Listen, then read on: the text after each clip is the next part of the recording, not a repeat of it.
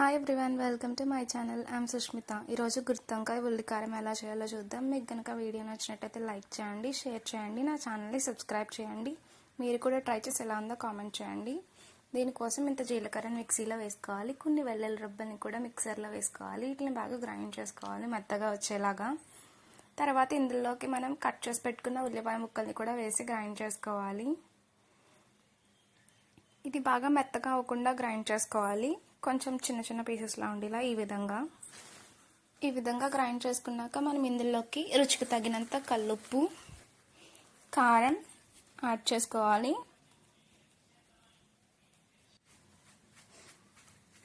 రుచికి తగినంత కారం కూడా యాడ్ చేసుకోవాలి. తర్వాత వీటిని బాగా కలుపుకోవాలి.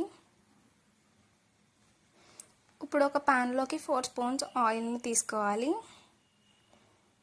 ఇలా కలుపుకున్న మిశ్రమాన్ని మనం గుత్తి వంకాయల్లో పెట్టుకోవాలి. ఇలా వంకాయల్లో పెట్టుకుని ఆ దాకలో వేసుకోవాలి.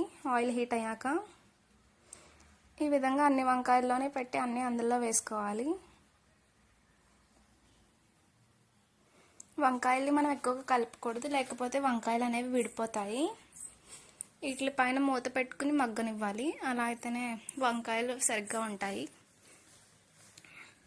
చూడండి, ఒక 40% వరకు కుక్ అయ్యాయి వంకాయలు. మూత పెట్టుకునే ఉడకనివ్వాలి, మగ్గుతాయి అప్పుడు బాగా. చూడండి, ఇప్పుడు వంకాయలు 80% వరకు కుక్ అయిపోయాయి.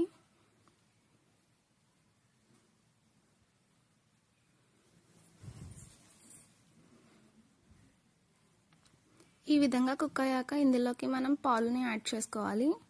ఎవరికైనా పాలు ఇష్టం లేకపోతే స్కిప్ చేయొచ్చు.